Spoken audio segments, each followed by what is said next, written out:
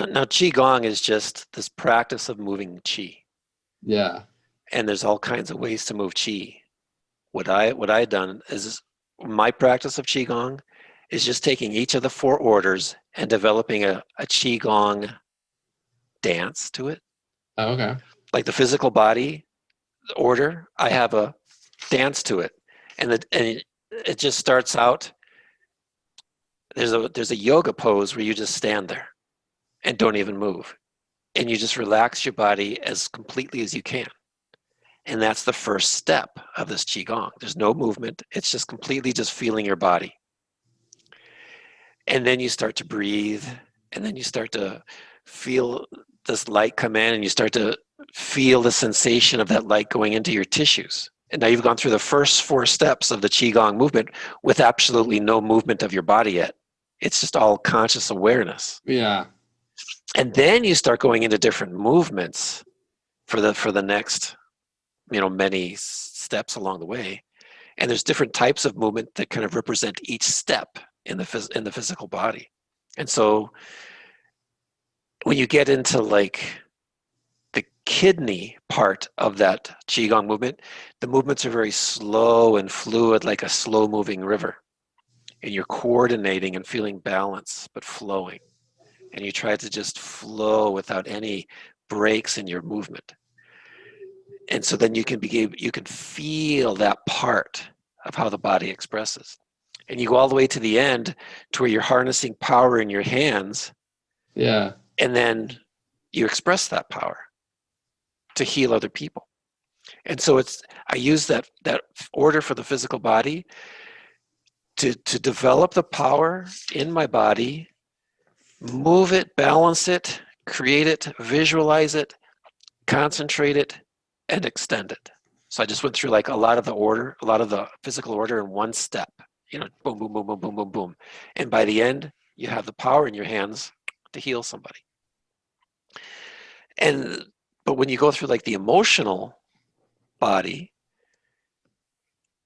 you could do Qigong movements to that to kind of express the emotions and do a dance, but you can also turn it into just this reflection upon your life, to where it's almost like a meditation. I don't do a dance with the emotional body. I just do a reflection about my time and my life and my day. What am I doing? What am I saying? What am I feeling? What kind of impact did I have? And what kind of impact did others have on me? How did I respond? And I just kind of feel the day. So it's almost like a journaling exercise that you could do inside yourself, as it were. Right. It's still Qi Gong. It's still technically Qi Gong because you're going through the emotional Qi. And then when you go to the mental body, I don't sit there and try and analyze my thought processes Hmm. for Qi Gong at the mental body. Yeah. All I do is breathe, see the lights, and I begin to develop these images. Or sometimes I just wait for the images to start to appear in front of my eyes, in front of my spiritual eyes, so to speak, to where Hmm. I begin to see things that I know can't really be there in front of my face, but I'm seeing things, right? Images. And then I'll begin to just explore those and just develop those steps on the mental body creation. So it's like a form of meditation, but it's still qi gong because you're working with the mental qi, developing, you're focusing on each step along the way and letting it express and getting more conscious of it. So so I just take qi gong and go to those orders and attune myself to what's going on in those orders, whether it's emotional or mental or physical. When I first saw these orders, I had to kind of sit there and how am I going to understand these orders? Yeah.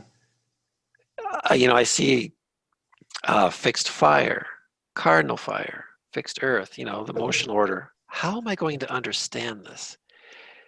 And so what I would have to do is just sit there, attune myself to the first one, and then see the next one and think, how am I going to get from here to there? What makes sense? And then, okay, now I'm at the second one. I kind of understand what's going on here. And then then I'm going to tune into the third symbol in the order. What am I seeing? What am I feeling? What do I understand here? What's happening? And I would have to go through that over and over and over, because I'd somehow I'd get sometimes to the middle of the order and I get lost. Like, well, where am I?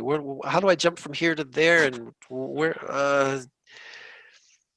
But eventually I got to the point where I could go through the whole order and it would make sense. I would begin to see within my own mind how the movements took place and how they would develop and keep moving and expressing in different ways. So slowing down and making sure to go back to the next step helped you not get lost, helped things to flow. That's how I was able to understand how these orders progress. Because it's not like one step just goes into the other step. It's like one step transforms into the next step. Like when fixed Earth transforms into cardinal air, like Taurus into Libra, what does that feel like? What does that look like? That transformation, that development, how is that happening? And it's like you have to go into that meditation, put yourself in those two states, and start connecting how one can transform into the other. So you put yourself in one and see what happens to you as you become the other. And that's when you begin to understand these orders and how they progress and feel and build upon each other, but you never lose like the first part, the first symbols of the order. You're always in contact with that because you're transforming from that constantly and never losing it. And so when you get into these orders, when you start like really getting into them and feeling how they progress and develop, and I guess how they really develop, express, I guess that's the only way to really put it, is you just see this organic process where everything is right there, but it's having to blossom in a certain sequence to its completion. And so these four orders are really the big breakthrough. Of course, the other breakthrough is actually seeing the pattern itself and knowing where it is in the eternal state. But these four orders is what's really, really sets us in a big breakthrough. Yes, we can explain diagonals, and we can explain like the sacred turtle that Daniela brought one time.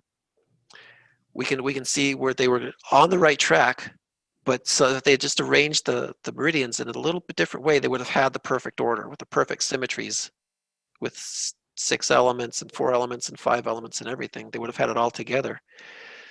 So it gives us the ability, the insight to see into things and see when something is incomplete, because we can actually see the complete pattern now. That's a big breakthrough. But getting these four orders is a really big breakthrough. So seeing the order of the emotions. What was it, Kubler-Ross, when she was developing her theories for grief or death and dying? And it was like she'd have these 4 stages of like denial, anger, acceptance, and things like that. When you can actually put that into the emotional body, the emotional order, and you can see it in more detail. So that by the time you're getting to acceptance, you're at the end with water, right? You're accepting it because water receives and accepts. But at the beginning, you're dealing with fixed fire and cardinal fire at the very beginning. You don't want to accept this. You deny it. You continue on like nothing happened. It's really a big breakthrough. We all know about the 12-step process for alcoholics. You can take one of these orders and apply it to the 12-step process for treating addictions. I've done this where you take the emotional order and you apply it to an addiction, and you can help somebody. You take them through the order. That would be a good one to talk about on another time. There's that first step of admitting I have a problem, right? That's that. It's the first 3 symbols in the emotional order. The gallbladder says, okay, here I am. I'm feeling the emotional thing. And then you go to I am, I have. Yeah. Fixed cardinal fire, fixed earth. I I have a problem. I have a problem. You've gone to that first couple of symbols in the emotional order, and once you can get that point, when you can say I have it, I have a problem, now you can kick in the other steps in the order to start healing the alcoholism, for example. And then you start looking at that 12-step process, and you can kind of line them up with the physical, with the emotional order. And until at the very end, you're like, you're going through forgiveness, and you're going through, telling people you're sorry, you're trying to form bonds, and then you're going beyond this, and you're developing your wisdom, and you realize this is going to be a long process to understand, and then you're finally closing the chapter to say, I've developed my wisdom, and you say, I've been dry for 20 years. It's like if you go up to the penultimate, the second to the last step, you just repeat the pattern over and over and over and over and over and over and over again. And it's like you keep drinking, keep drinking, keep drinking, keep drinking. You never finish it. You never get to where you need to be. But in the 12-step process, the ultimate step is to say, I don't need to do this anymore. And that's when you've hit the 12th step. I don't need to do this anymore. I've closed the story on this alcoholism.